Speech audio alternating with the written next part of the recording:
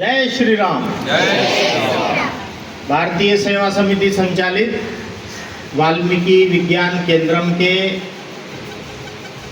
आयोजित इस समारोह में हम सबके बीच उपस्थित इस भाग्यनगर क्षेत्र के कार्यदर्शी आदरणीय रवि कुमार गारू, इस उत्तर आंध्र प्रांत के सेवा प्रमुख आदरणीय साईराम गारू, इस पाठशाला के कार्यदर्शी आदरणीय श्रीराम गारू,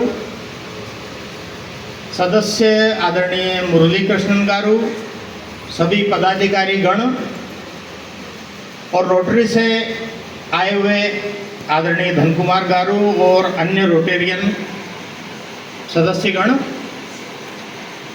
और एक पूर्व छात्र के प्रतिनिधि यहाँ हैं, हमारे सरपंच गारू, इस संस्था के प्रधानाचार्य गारू और हमारे साथ आए विजयवाड़ा महानगर के कार्यदर्शी आदरणीय रामकृष्ण गारू, सभी इस संस्था के संचालन में लगे हुए कार्यकर्तागण और अध्ययनरत छात्र छात्रा गण। कुछ देर आपको हिंदी सुनना पड़ेगा, लेकिन हिंदी का प्रारंभ मैं नहीं कर रहा हूँ, वो रानी लक्ष्मीबाई ने किया था हिंदी का प्रारंभ। कहाँ है वो, कहाँ बैठी है ये? तो इसने अच्छे आत्मविश्वास से हिंदी बोला और आप सबने सुना है, इसलिए आपको हिंदी सुनने का अभ्यास है। तो संपूर्ण देश में विश्व हिंदू परिषद के द्वारा अपने समाज जीवन के नवीन पीढ़ी के बालक बालिकाओं को एक सद नागरिक बनाने का अनुष्ठान विगत 1967 से चल रहा है। उसका प्रारंभ हुआ गुजरात महाराष्ट्र की बॉर्डर पर तलासरी गांव से। सबसे पहला छात्रावास केवल 7 बालकों से शुरू हुआ। आज ऐसे सारे देश के अंदर 118 छात्रावास हैं, कुछ स्थानों पर आश्रमशालाएं हैं, मिलाकर हम उसको 118 इतने छात्रावास चल रहे हैं। ఈ కార్యక్రమంలో పాల్గొన్నటువంటి భారతీయ సేవా సమితి నిర్వహిస్తున్న ఈ పాఠశాలలో జరుగుతున్న ఈ ఉత్సవంలో ఉన్న భాగ్యనగర్ కార్యదర్శి, క్షేత్ర కార్యదర్శి, ప్రాంత సేవా ప్రముఖు, అలాగే భారతీయ సేవా సమితి కార్యదర్శులు, సదస్యులు, రోటరీ సదస్యులు ధనకుమార్ గారు, మిగిలిన రోటరీ పెద్దలు, పూర్వ విద్యార్థి, గ్రామ ఉప సర్పంచ్ గారికి, ప్రధానాచార్యులు, విశ్వ హిందూ పరిషత్తు సంస్థాగత కార్యకర్తలకు, ముఖ్యంగా విద్యార్థులకు అందరికీ కూడా శుభకామనలు తెలుపుతూ నేను కాసేపు హిందీలో మాట్లాడతాను. నా ముందు ఇది ప్రారంభించింది రాణి లక్ష్మీబాయి ప్రారంభించింది, మనందరం విన్నాము. కాబట్టి చాలా ఆనందంగా, సరళంగా, చక్కగా మాట్లాడింది. కాబట్టి అది నేను కూడా కంటిన్యూ చేస్తూ హిందీలో మాట్లాడతానని చెప్పారు వారు. విశ్వ హిందూ పరిషత్తు దేశంలో పీడిత జనాభాలకు సంబంధించిన బాలబాలికల్ని వృద్ధిలోకి తీసుకురావాలన్న ఉద్దేశంతో, వారికి సరైనటువంటి విద్యా వసతులు కల్పించాలనే ఉద్దేశంతో భారతదేశంలో 1967లో గుజరాత్లో తలసరి అనేటువంటి ప్రదేశంలో మొదటి వసతి గృహాన్ని 7 మంది విద్యార్థులతో హాస్టల్ విశ్వ హిందూ పరిషత్ 1967లో ప్రారంభించింది. అంటే నేను పుట్టిన ఒక సంవత్సరానికి ప్రారంభించింది.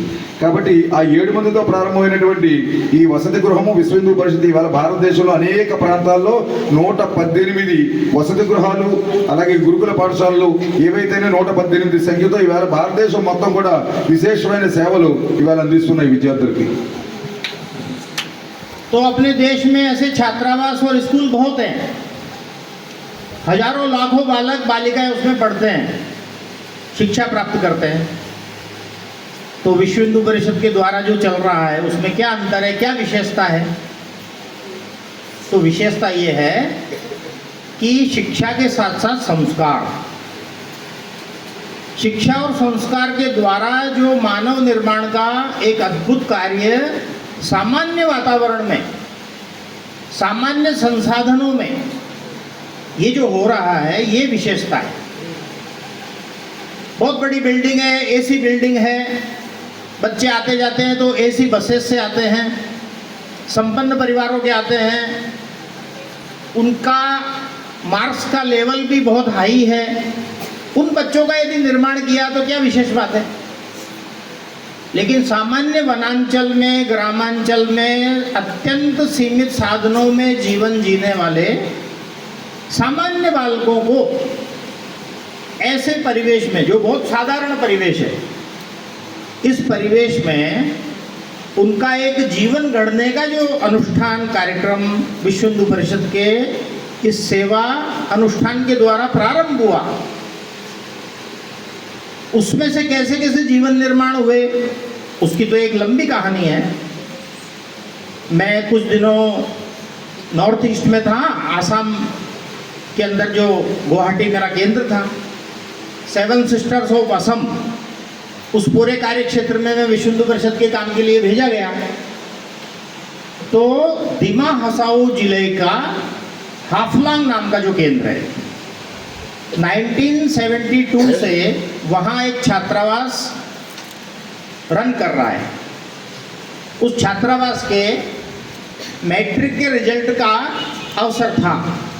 32 बच्चे मैट्रिक के परीक्षा में बैठे थे, उसमें 28 बच्चे फर्स्ट डिवीजन पास हुए और 4 बच्चे सेकंड डिवीजन पास हुए।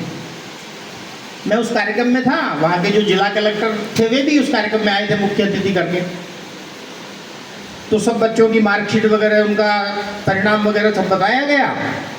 उसके बाद जिला कलेक्टर महोदय बोलने के लिए खड़े हुए, तो उन्होंने जो बात बोली वो उस अंतर को व्यक्त करने वाली है। उन्होंने क्या कहा कि यहाँ डॉन बॉस्को सरी के स्कूल भी चलते हैं, उनका बड़ा भारी बजट है, बड़े भारी संसाधन है, हाईली क्वालिफाइड ऐसा टीचर्स स्टाफ उनका है, तो वो अगर अच्छा परिणाम लाए तो क्या खास बात है।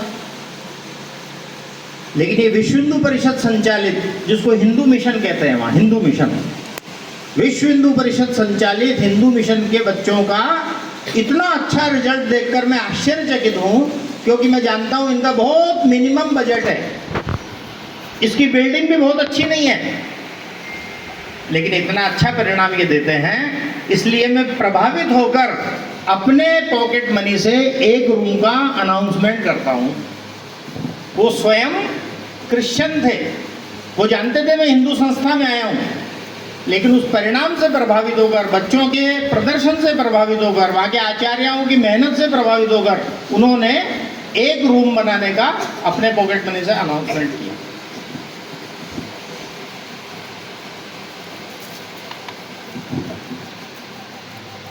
దేశంలో విశ్వ హిందూ పరిషత్తు అనేక వసతి గృహాల్ని, పాఠశాలల్ని నిర్వహిస్తూ వేలాది మంది విద్యార్థులకి నిరంతరము విద్యా సేవలను అందిస్తూ వస్తున్నది.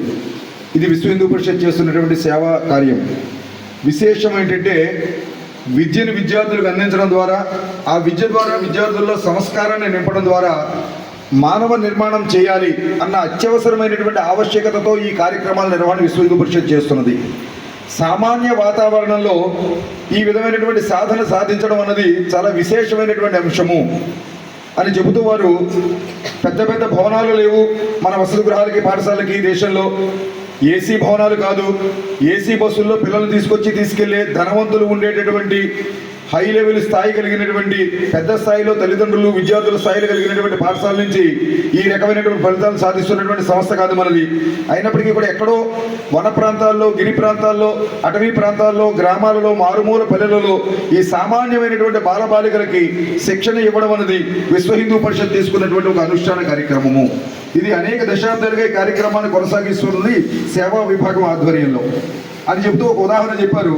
వారు నార్త్ ఈస్ట్ అంటే ఈశాన్య రాష్ట్రాలు, తూర్పు ఈశాన్య రాష్ట్రాలు అంటాం, అక్కడ అస్సాం రాష్ట్రంలో గౌహతి కేంద్రంగా వారు విశ్వ హిందూ పరిషత్ యొక్క సేవా కార్యాన్ని నిర్వర్తిస్తూ ఇంతకు ముందు బాధ్యతలో ఉండేవారు. అప్పుడు వారు అక్కడ నుంచి 7 సిస్టర్స్ అంటారు, అక్కడ ఉన్నటువంటి 7 రాష్ట్రాలని 7 సిస్టర్ స్టేట్స్ అంటారు. అక్కడ ఉండి ఆ 7 రాష్ట్రాల్లో వారు విశ్వ హిందూ పరిషత్ సేవా కార్యక్రమాల యొక్క నిర్వహణలో వారు మార్గదర్శనం అందిస్తూ ఉండేవారు. అక్కడ జరిగిన ఒక సందర్భం చెప్పారు. దిమా హసాओ జిల్లాలో అసాంగ్ అనేటటువంటి ఒక చోట మనం నిర్వహిస్తున్నటువంటి ఒక వసతి గృహంలో మెట్రిక్ పరీక్షల ఫలితాలు వచ్చాయి. అక్కడ మెట్రిక్ పరీక్ష 32 మంది రాశారు. అందులో 28 మంది ఫస్ట్ క్లాస్లో పాస్ అయ్యారు, 4 సెకండ్ క్లాస్లో పాస్ అయ్యారు, 100% ఫలితాన్ని సాధించారు. ఈ సందర్భంగా ఒక కార్యక్రమం ఇప్పుడు ఎలా నిర్వహించుకుంటున్నాం అలా కార్యక్రమం నిర్వహణ జరిగింది. ఆ కార్యక్రమంలో ఆ జిల్లా కలెక్టర్ గారు పాల్గొన్నారు. ఆయన జిల్లా కలెక్టర్ గారు పాల్గొన్నప్పుడు ఆయన ఒక మాట చెప్పారు. అక్కడ ఆ ప్రాంతాల్లో ఉన్నటువంటి ఒక గొప్ప పాఠశాల మిషనరీస్ నిర్వహించేది డాన్ బాస్కో స్కూల్.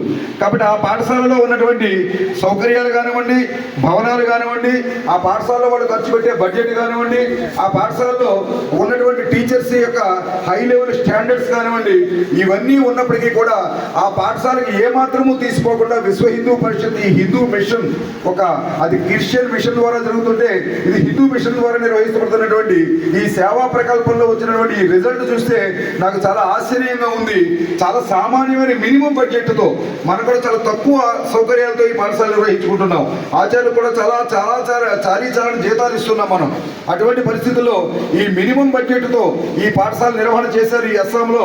కాబట్టి సాధారణ భవనంలో ఉన్నది, భవనం కూడా పెద్ద గొప్పైన భవనం కాదు, కాబట్టి పురాతనమైన భవనము. అటువంటి భవనంలో ఉండి ఇంత ఉన్నతమైనటువంటి ప్రమాణాలతో విద్యాస్థాయిని నిలబెట్టుకుంటూ వచ్చి ఈ ఉత్తీర్ణతను సాధించారు.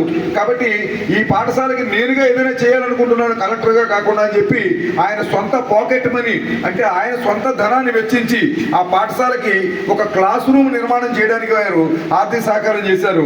కలెక్టర్ అయినప్పటికీ కూడా అక్కడ ఉన్నటువంటి వాతావరణాన్ని చూసి, విద్యార్థుల ప్రతిభను చూసి, అక్కడ జరుగుతున్న సేవా కృషిని చూసి వారు సొంత ధనాన్ని వెచ్చించి ఆ విద్యార్థులకి ఇవ్వడం కారణం అక్కడ ఆ రోజు విద్యార్థులు చేసినటువంటి ప్రదర్శనలు, వాళ్ళు పరీక్షల్లో సాధించినటువంటి ఫలితము, అక్కడ ఆచార్యులు చేస్తున్నటువంటి విశేషమైన కృషి, వీటన్నిటి కారణంగా కలెక్టర్ గారు ముందుకొచ్చి ఈ విధమైనటువంటి దాతృత్వంతో ఆ పాఠశాలకి, ఆ వసతి గృహానికి వారు కూడా ఆర్థిక సహకారం అందించారు. संपूर्ण देश में प्रवास के क्रम में हम ऐसे अपने संचालित प्रकल्पों में जाते ही हैं। पूर्व के समय में मैंने वेदुरु नगरम, अड़सी कला ऐसे सब प्रकल्पों को भी देखा है और आज भाग्य से मुझे आने का अवसर मिला। आपके बीच में आकर आपके कार्यक्रम देख के बहुत आनंद हुआ। कुछ बच्चों ने व्यक्तिगत रूप से अपना प्रदर्शन किया और कुछ कार्यक्रम ऐसे सामूहिक थे। डंबल किए, आपने स्टिक जिसको क्या बोलते हैं यहाँ गुजरात में उसको डांडिया बोलते हैं वो किया, गीता का पाठ किया, कुछ बच्चों ने अमृत वचन बोला, एक बेटिया ने अभी यहाँ व्यक्तिगत गीत बोला। ये जो विविध प्रकार के कार्यक्रम हैं ये देखने में बहुत छोटे, सरल और सादा लगते हैं, लेकिन मनुष्य के जीवन के निर्माण में इनका असाधारण महत्व है। उसी से एक सद्नागरिक बनने की दिशा में हम आगे बढ़ते हैं। इसलिए पूरी श्रद्धा से, पूरी निष्ठा से उन कार्यक्रमों को सीखना, करना। कितना बड़ा महत्व है अपने हिंदू संस्कृति में ऐसे कार्यक्रमों का। तो स्वामी विवेकानंद जी कहते थे कि छोटी छोटी बातों को ठीक करने से आदमी महान काम कर सकता है। और ऐसे महान काम किया स्वामी जी ने विदेश में जाकर। विदेश की धरती पर उन्होंने हिंदुत्व का जयकार किया। तो हिंदू मॉन्क ऑफ इंडिया ऐसे वहाँ के सारे अखबारों में लिखा गया। लेकिन वहीं स्वामी जी का वेश देखकर, उनका जो ड्रेसअप जिस ढंग से वो रहते हैं वो देख करके वहाँ के लोगों ने थोड़ा मजाक उड़ाया। उनका आप लोग भारतीय लोग ऐसे कैसे ढीला ढाला वेश पहनते हैं। तो स्वामी जी ने जो बात कही वो ध्यान रखने की है।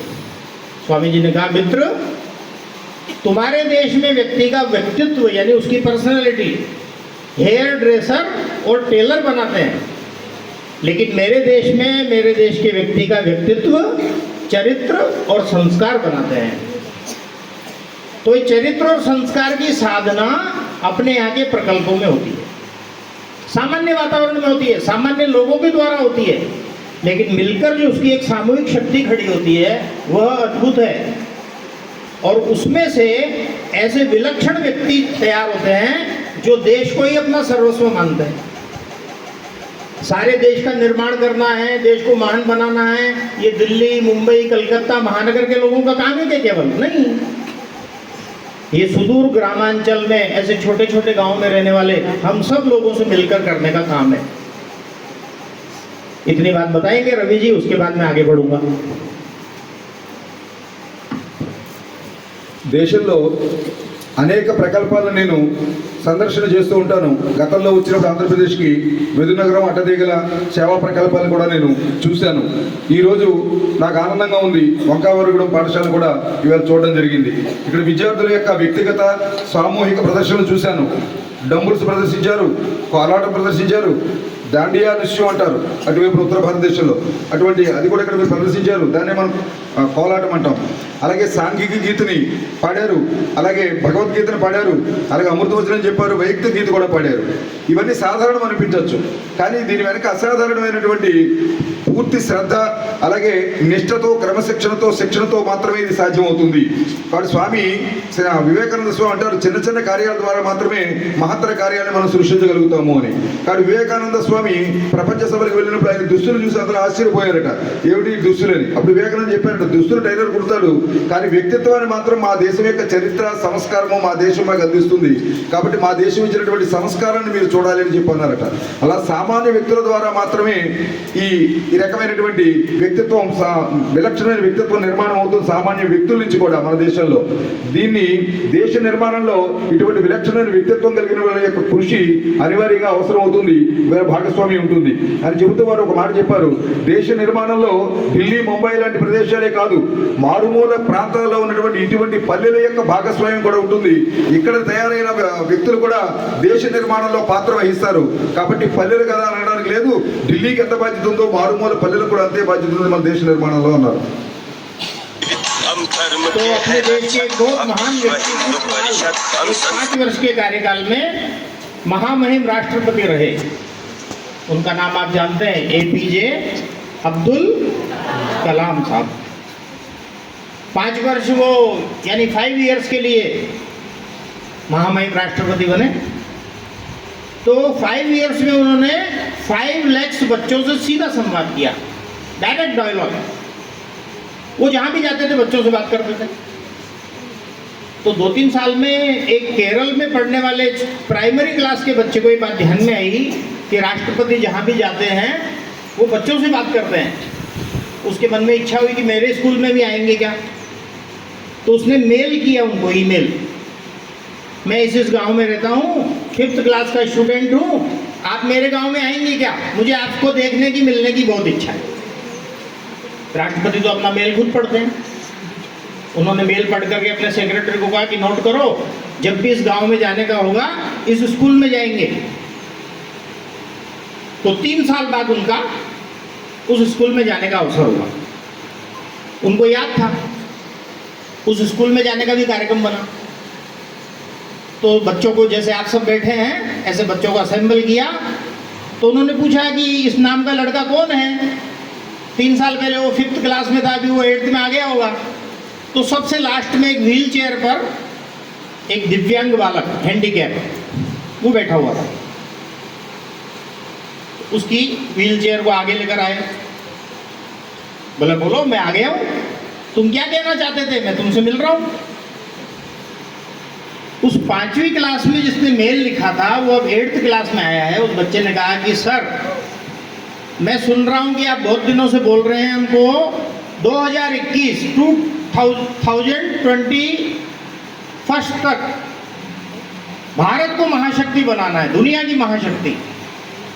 लेकिन इतनी बात का आधार क्या है, इतनी बेरोजगारी, इतनी बेकारी, इतनी बीमारी, इतना अपराध, ये सब तरह की अव्यवस्था और समस्याओं के बीच में 2021 तो आ जाएगा जल्दी, तो भारत इतनी जल्दी महाशक्ति कैसे बनेगा। मेरे मन में एक क्वेश्चन है, ये डाउट है। तो कलाम साहब मुस्कुराए और उन्होंने कहा, मैं जो देश को महान बनाने का इतना जल्दी स्वप्न देख रहा हूँ, उस सब का आधार आप सब बच्चे हैं। आप लोगों के मन में अगर ये आ गया कि इस देश को महान बनाना है, तो दुनिया की कोई ताकत देश को महान बनने से नहीं रोक सकती। तो उसके लिए करना क्या है, आज जो हम पढ़ाई कर रहे हैं, जो हम स्टडी कर रहे हैं, जिस एग्जाम में हम अपीयर हो रहे हैं, उसको बहुत अच्छे तरीके से करना, 100% उसमें अपना एफर्ट डालना, पूरा मन लगाकर पढ़ना। वो काम जब हम इस उम्र में करेंगे और ये हमारा स्वभाव बनते बनते हम जब बड़े होंगे, युवा होंगे, तो हमारा स्वभाव ये पक्का होगा कि जिस काम को करना उसको पूर्ण कुशलता से करना। ऐसा करने वाले लोगों के देश को महाशक्ति बनने से दुनिया की कोई ताकत नहीं रोक सकती। और वह काम अपनी संस्थाओं में, विश्व हिंदू परिषद संचालित ऐसी सब संस्थाओं में करने का प्रयत्न किया जा रहा है। మన భారతదేశానికి ఒక మహనీయుడు రాష్ట్రపతిగా కొనసాగారు. వారి పేరు మనందరికీ తెలుసు, డాక్టర్ ఏపీజే అబ్దుల్ కలాం గారు. వారు గొప్ప మహనీయులు, ఈ దేశం కోసం పుట్టినటువంటి వ్యక్తి. 5 సంవత్సరాలు రాష్ట్రపతిగా ఉంటూనే వారు 5 లక్షల మంది విద్యార్థులతో వారు కలిసి వారితో మాట్లాడడం జరిగింది. కాబట్టి ఆ విధంగా 5 లక్షల మంది విద్యార్థులు నేరుగా సంభాషించారు. వారు అనేక మందికి ప్రేరణ ఇచ్చారు. అటువంటి మన అబ్దుల్ కలాం గారికి కేరళలో ఉన్నటువంటి ఒక ప్రాథమిక పాఠశాల జరుగుతున్న 5వ తరగతి విద్యార్థి ఒక మెయిల్ పంపించింది. ఏమని పంపించింది? రాష్ట్రపతి గారు, మీరు దేశంలో అనేక పాఠశాలకు వెళ్ళి విద్యార్థులకు మార్గదర్శనం అందిస్తున్నారు, మరి మా ఊరు ఎప్పుడు వస్తారు, మా స్కూల్కి వస్తారా అని అడిగింది. అది మెయిల్ పంపించింది. ఇది వారికి చేరింది. కాబట్టి ఆ మెయిల్ వారు చూశారు. చూసిన తర్వాత వారు వెంటనే వారి పిఏకి చెప్పారు, మనము మన కార్యక్రమంలో ఎక్కడో చోట కేరళ వెళ్ళినప్పుడు ఆ గ్రామానికి వెళ్ళాలి, ఆ స్కూల్కి వెళ్ళాలి, ఇది నోట్ చేసుకోమని చెప్పారు. ఆ విధంగానే వారు కేరళ రావడం జరిగింది. ఒక 3 సంవత్సరాల తర్వాత ఆ స్కూల్కి వెళ్ళడం జరిగింది. ఈ ఉత్తరం రాసినప్పుడు, ఈ మెయిల్ పెట్టినప్పుడు ఆ విద్యార్థి ఎన్నో తరగతి చదువుతోంది? 5వ తరగతి చదువుతోంది. 3 సంవత్సరాల తర్వాత రాష్ట్రపతి గారు అబ్దుల్ కలాం గారు అక్కడికి వెళ్ళేటప్పుడు ఎన్నో తరగతిలోకి వస్తుంది? 8th క్లాస్లోకి వచ్చింది. మీరు వెళ్ళారు. మీరు వెళ్ళిన తర్వాత అందరూ పిల్లలందరూ మిమ్మల్ని కూర్చోబెట్టారు. నాకు మెయిల్ పంపించిన ఆ చిన్నారి ఎక్కడుంది అని అడిగారు. అడిగితే ఆ వెనకాల వరుసలో వీల్ చైర్లో కూర్చుని ఉంది. అంటే దివ్యాంగురాలు, పాపం కాళ్ళు పనిచేయవు ఆ చిన్నారికి. కాబట్టి వెనకాల వీల్ చైర్లో కూర్చుంది. కాబట్టి ఆ అమ్మాయిని ఇక్కడ తీసుకురావడానికి ప్రయత్నం చేస్తే వీరే స్వయంగా వెళ్ళి మాట్లాడారు. మాట్లాడిన తర్వాత ఆ పిల్ల ఒక మాట అడిగింది. 2021వ సంవత్సరం నాటికి భారతదేశాన్ని ప్రపంచంలో ఒక మహాశక్తిగా తయారు చేయాలని మీరు పదే పదే చెబుతున్నారు. అది సాధ్యం అవుతుందా? మన దేశంలో నిరుపేదలు ఉన్నారు, మన దేశంలో అనారోగ్యంతో బాధపడే వాళ్ళు ఉన్నారు, అలాగే నిరుద్యోగులు ఉన్నారు. ఇంతమంది ఉండగా ఈ దేశము ఒక మహాశక్తిగా తయారవుతున్నారు, ఎలా తయారవుతుందని అడిగారు. అప్పుడు కలాంజీ చెప్పారు, దేశంలో త్వరగా వృద్ధి జరగాలి అంటే అది మీ ద్వారా మాత్రమే జరగాలి. మీలాంటి విద్యార్థులు దృష్టిలో పెట్టుకుని నేను ఆ మాట చెప్పాను. మీరు ఈరోజు చదువుతూ ఉండొచ్చు, కాబట్టి మీరు చదివే చదువులో 100% కూడా శక్తిని చదువు మీద పెట్టాలి, శ్రద్ధని చదువు మీద పెట్టాలి, ఉన్నతమైన స్థాయిలో మీరు ఉత్తీర్ణులు కావాలి. ఇది మీ జీవితంలో ఒక స్వభావం కావాలి. నా దేశాన్ని పరమ వైభవ స్థానంలో నిలబెట్టేటటువంటి శక్తిశాలిగా తయారు చేస్తాను అన్నటువంటి ఒక భావన మీ మనసులో ఎప్పుడు ఉండాలి. ఆ విధమైనటువంటి భావన మీలో ఉన్నప్పుడు ఇది తప్పనిసరిగా ఇది సాధ్యం అవుతుంది అని చెబుతూ అప్పుడే ఇది తప్పకుండా మహాశక్తిగా భారతదేశం ఆవిర్భవిస్తుంది అని చెప్పారు. ఇదే ఆలోచనతో విశ్వ హిందూ పరిషత్తు యావత్ భారతదేశంలోనూ ఈ సేవా ప్రకల్పాల యొక్క నిర్వహణ వెనక ఉన్న ఉద్దేశము నేటి విద్యార్థులందరూ రేపటి భారత పరమ వైభవ స్థానానికి కారకులు కావాలని విద్యాలయాలను మనం నిర్వహిస్తున్నాం. सबको टिफिन करना है ना, भूख लग रही है, तो जल्दी मैं अपनी बात पूरी करता हूँ. 2 सुझाव देता हूँ, केवल 2 सजेशन. एक तो ये अपनी पुरानी संस्था होने के कारण बहुत सारे पुरातन छात्र, एक्स स्टूडेंट्स यहाँ से पढ़कर निकले होंगे. उनका लिस्टिंग किया होगा, डाटाबेस बनाया होगा. एक हमारे उप सरपंच तो यहाँ आए भी हैं कार्यक्रम में. तो साल में एक बार ईयरली उनका एक प्रोग्राम करना. जितने भी पुरातन छात्र हैं, एक्स स्टूडेंट्स हैं, वे बहुत देश में अलग अलग जगह रह रहे होंगे, अपने आसपास के इस परिवेश में भी रह रहे होंगे, अपने व्यक्तिगत जीवन में स्थिर हुए होंगे. उन सबको सूचीबद्ध करके साल में एक बार उनको याद करना, इस संस्था में बुलाना, उनके द्वारा ही एक पुरातन छात्र परिषद का गठन करके कार्यक्रम का आयोजन करना. पहला सजेशन ये है. वो बहुत बड़ी शक्ति है, उस शक्ति को व्यर्थ नहीं जाने देना है. उस सारी शक्ति का संगठन और इस संस्था के हित में सदुपयोग करना है. उनको भी अच्छा लगेगा. उनको लगेगा कि जिस संस्था से हमने शिक्षा और संस्कार पाया है, उस संस्था ने हमको बुलाया नहीं है, हम सतत उससे जुड़े हुए हैं. ये मेरा पहला सजेशन है. दूसरा सजेशन है कि ये अपनी संस्था यहाँ बच्चों का निर्माण करने में लगी है. इसका अपना एक स्थान है इस लोक जीवन में.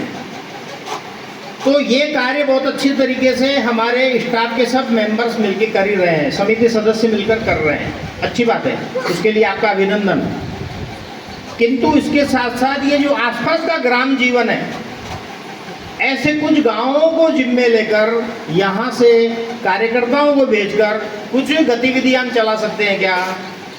मल्टीपल एक्टिविटीज, जैसे ग्राम विकास, व्यसन मुक्ति यानी डी एडिक्शन, मार्शल आर्ट, बच्चों को मार्शल आर्ट सिखाना, ट्यूशन क्लासेज, जो गांव के बच्चे हैं उनको कोई बताने वाला नहीं है, उनके बीच में वीकली जाकर, मंथली जाकर उनको कुछ पढ़ाना, ऐसे कुछ बड़े बच्चे कर सकते हैं।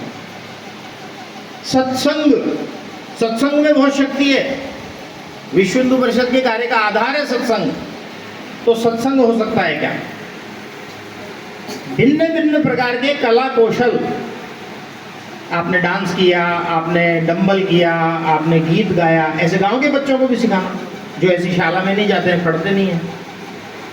तो तरह तरह की एक्टिविटीज करने के लिए हम कितने गांवों का सिलेक्शन कर सकते हैं? ये बात मैं क्यों कह रहा हूँ कि एक बहुत अच्छा संस्कारित वातावरण तो यहाँ है, लेकिन इस वातावरण की किरणें हमारे आसपास के गांव में जहाँ भी अंधकार है वहाँ जा सकती है क्या? जैसे कि नदी बहती है ना, पानी का रिवर, उस रिवर के आसपास में हरा भरा सरसब्ज ऐसा क्षेत्र रहता है, वहाँ बंजर भूमि नहीं रहती है, उस नदी का प्रभाव होता है। ऐसे ही हमारा ये इतना अच्छा शिक्षण संस्थान है, भारतीय सेवा समिति संचालित वाल्मीकि विज्ञान केंद्रम, ये नदी सदृश है, इसके आसपास कोई बंजर भूमि नहीं रहेगी, हरा भरापन रहेगा, ग्रीनरी रहेगी। वो कब होगी? जब ये दृष्टि लेकर हम आसपास के गांवों में कुछ एक्टिविटी चलाने का प्रयास करेंगे। हमारे सभी बड़े लोग इसमें दिशा दर्शन करेंगे और कुछ बड़े बच्चे जो हैं वो ग्रुप बनाकर, अकेले गांव में नहीं जाना, ग्रुप बनाकर जाना, गांव के बच्चों को इकट्ठा करना, सप्ताह में एक बार, महीने में 2 बार, महीने में 1 बार, और वहाँ कुछ ना कुछ ऐसी एक्टिविटी चलाना। ये अगर हम करेंगे तो इस अच्छी संस्था का, प्रभावी संस्था का प्रभाव इस सारे जीवन में निर्माण होगा।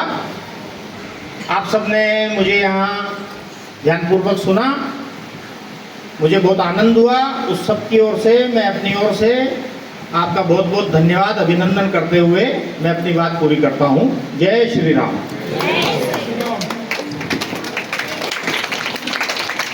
అర్థమైపోయిందిగా నోరు ఒక్కలేదుగా రైట్. ఇక్కడ వారు చివరిగా మాట్లాడుతూ విద్యార్థులు ఇక్కడ చక్కగా తయారవుతున్నారు, దానికి కారణం ఇక్కడ మీకు విద్యాబోధన చేస్తున్నటువంటి ఆచార్యులు, వారితో కలిసి పనిచేస్తున్నటువంటి ఈ సమితి సదస్యులు అందరూ కలిపి ఒక మంచి వాతావరణంలో ఈ పాఠశాల నిర్వహణ చేస్తున్నారు, సేవలు అందిస్తున్నారు. దానికి నేను అభినందిస్తున్నాను. ఇది ఇంతటితో ఆగకూడదు. పరిసర గ్రామాలు, గ్రామస్తుల్ని కూడా ఇందులో పాల్గొనేలా చేయాలి, వివిధ రకాలైన కార్యక్రమాల యొక్క నిర్వహణ చేయాలి అని చెబుతూ కొన్ని మనకి సూచనలు అందించారు వారు. గ్రామ వికాసం కోసం ప్రయత్నం చేయాలి, గ్రామాభివృద్ధి కోసం. అలాగే వ్యసన ముక్తి, ఇవాళ హై స్కూల్ స్థాయి విద్యార్థులు కూడా వ్యసన పరులు అవుతున్నటువంటి చాలా దారుణమైన పరిస్థితులు గ్రామాల్లో ఉన్నాయి. కాబట్టి వ్యసనాల బారిన పిల్లలు పడకుండా, యువకులు పడకుండా వ్యసన ముక్తి కలిగే విధంగా ప్రచారం చేయడము, ఆ విధమైన కార్యక్రమాలు తీసుకోవడము. అలాగే మార్షల్ ఆర్ట్స్, నియుద్ధ అంటాం మనం, కాబట్టి కరాటే, ఇటువంటి మార్షల్ ఆర్ట్స్ ఇంకా మిగతా చాలా ఉన్నాయి. ఇలాంటి వాటిల్లో శిక్షణ గ్రామాలకు వెళ్ళి ఇవ్వడము. అలాగే ట్యూషన్ తరగతులు నిర్వహించడము. మనకైతే ఇక్కడ రాత్రి తరగతులు ఉంటాయి, గ్రామాల్లో చదువుకునే పిల్లలకు కూడా ఈ పాఠశాల కేంద్రంగా ట్యూషన్ తరగతులు నిర్వహణ చేసే ఆలోచన చేయడము. వారానికి ఒకసారి లేదా మాసానికి ఒకసారి లేదా 2 సార్లు తప్పనిసరిగా సత్సంగాల నిర్వహణ చేయడము గ్రామాలకు వెళ్ళి. ఇలా రకరకాలైనటువంటి కళలు ఉంటాయి. వీటిని ఉదాహరణకి ఇక్కడ మీరు డాన్స్ చేశారు, అలాగే డంబుల్స్ ప్రదర్శన చేశారు, గీత ప్రదర్శన చేశారు. ఇలాంటి అనేక రకాలైనటువంటి కార్యక్రమాలు గ్రామాల్లో ఉన్న పిల్లలకు కూడా మన అభ్యాసం చేయించేటటువంటి, నేర్పేటటువంటి ఒక వ్యవస్థని ఈ స్కూల్ కేంద్రంగా విస్తరించండి అని చెప్పారు. చక్కటి సంస్కార వాతావరణం ఇక్కడ ఉన్నది పాఠశాలలో. ఇది పరిసర గ్రామాలకు కూడా అందాలి ఈ సంస్కారమైనటువంటి వాతావరణము అని చెబుతూ ఒక చక్కటి ఉదాహరణ చెప్పారు. ఇందాక సుభాషితం చదివింది ఒక చిన్నారి, పరోపకారాయ ఫలంతి వృక్షా పరోపకారాయ దుహంతి గావహ అని చదివింది కదా. నదులు ఎవరి కోసం ప్రవహిస్తున్నాయి? మన కోసం ప్రవహిస్తున్నాయి. కాబట్టి అదే మాట వారు చెబుతూ, ఒక నది ప్రవహిస్తూ ఉన్నప్పుడు నదీ పరివాహంలో అనేక గ్రామాలు ఉంటాయి, అనేక భూములు ఉంటాయి. కాబట్టి ఆ నది ఏం చేస్తుంది అని చెప్పంటే, ఆ గ్రామాలకు నీరు ఇవ్వడమే కాకుండా అక్కడ ఉన్న భూములన్నింటినీ కూడా సస్యశ్యామలం చేయడానికి ఆ నది నీటిని ఉపయోగిస్తాము. బంజరు భూములన్నీ కూడా పంటలతో చక్కగా పండించడానికి ప్రయత్నం చేస్తాము. అదేవిధంగా భారతీయ సేవా సమితి దాని ద్వారా నిర్వహిస్తున్నటువంటి ఈ వాల్మీకి విజ్ఞాన కేంద్రము, ఈ రెండూ కూడా ఈ ప్రాంతానికి ఒక పవిత్రమైన నది లాంటివి. కాబట్టి ఈ నదీ జలాల్ని చుట్టుపక్కల ఉన్న గ్రామాలకి వీటిని సరఫరా చేయాలి, అందించాలి. అప్పుడు అక్కడ ఉన్నటువంటి భూములు నది వల్ల ఎలా సస్యశ్యామలమయ్యి, అలాగే ఏ విధంగా అవి గ్రీనరీగా తయారవుతున్నాయో, పచ్చడి పంటలతో తొలతూగుతున్నాయో, ఆ విధంగా ఈ భూములు ఏవైతే ఉన్నాయో ఆ భూములు సస్యశ్యామలం చేస్తున్న నదిలాగా ఆ చుట్టుపక్కల గ్రామాల్లో ఉన్న విద్యార్థులకి సంస్కారం అందించేటువంటి కేంద్రంగా ఈ భారతీయ సేవా సమితి వాల్మీకి విజ్ఞాన కేంద్రం కృషిని విస్తరించాలి అని వారు చెప్పారు. దీనికోసం కొన్ని ప్రయత్నాలు చేయాలి. పెద్ద పెద్ద విద్యార్థులు ఎవరైతే ఉన్నారో ఆ విద్యార్థుల్ని తప్పనిసరిగా ఒక గ్రూప్ చేయాలి. ఆ గ్రూప్ చేసి వాళ్ళ ద్వారా ఈ కార్యక్రమాల నిర్వహణకి ప్రయత్నం చేయాలి. వారానికి ఒకసారో, నెలలో 2 సార్లు లేదా ఒకసారో కలవడం అనే అలవాటు చేయాలి. వారు సంస్థ ద్వారా ఒక మంచి వాతావరణాన్ని నిర్మాణం చేయాలి. ఆ విధంగా శ్రద్ధగా మనం ఈ కార్యం పట్ల దృష్టిని సారించాలన్నారు. మరొకటి కూడా చెప్పారు వారు చెప్పిన సూచనలో. ఇది చాలా కాలం నుంచి నిర్వహిస్తున్నటువంటి ఈ పాఠశాల సుమారు 4 దశాబ్దాల నుంచి నిర్వహిస్తున్నారు. ఇక్కడ ఎక్స్ స్టూడెంట్ కూడా ఉన్నారు. కాబట్టి ఈ గ్రామ ఉప సర్పంచ్ గారు కూడా ఈ పూర్వ విద్యార్థిగా ఈ వేదిక మీద ఉన్నారు. కాబట్టి ఈ పూర్వ విద్యార్థుల యొక్క లిస్టు డేటా తయారు చేయాలి. ఆ విధంగా తయారైందని అడిగారు వారు. ఆ డేటాను తయారు చేయాలి. సంవత్సరంలో ఒకసారైనా సరే వీరితో ఒక కార్యక్రమం చేయాలి. ఈ కార్యక్రమాన్ని ఈ పూర్వ విద్యార్థులతో నిర్వహణ చేయాలి. ఆ సూచి తయారు చేసి సంవత్సరంలో ఒకసారి వాళ్ళని కలిపే ప్రయత్నం చేయాలి. పూర్వ విద్యార్థుల్లో చాలామంది చాలా ముందుకి అభివృద్ధిలోకి వెళ్ళుంటారు. వారి శక్తి, వారు పొందినటువంటి స్థానాన్ని తప్పనిసరిగా సంఘటనకి, ఈ సంస్థ విస్తరణకి ఉపయోగించుకోవాలి. అలా వారిని సంస్థతోటి ఈ సేవా ప్రకల్పంతో జోడించాలి. కాబట్టి పూర్వ విద్యార్థులందరినీ కూడా కలుపుకొని ఆ సూచి తయారు చేసి సంవత్సరంలో ఒకసారి కలిపే ప్రయత్నం చేయాలని కూడా వారు చెబుతూ, మీరు నిర్వహిస్తున్న ఈ తీరుకి, మీరు చేసిన ఈ ప్రదర్శనకి, మీ విద్యాస్థాయికి నేను అభినందనలు తెలియజేస్తున్నాను, ఆశీర్వదిస్తున్నానని చెప్పి వారి యొక్క వాణిని ముగించారు. జై శ్రీరామ్.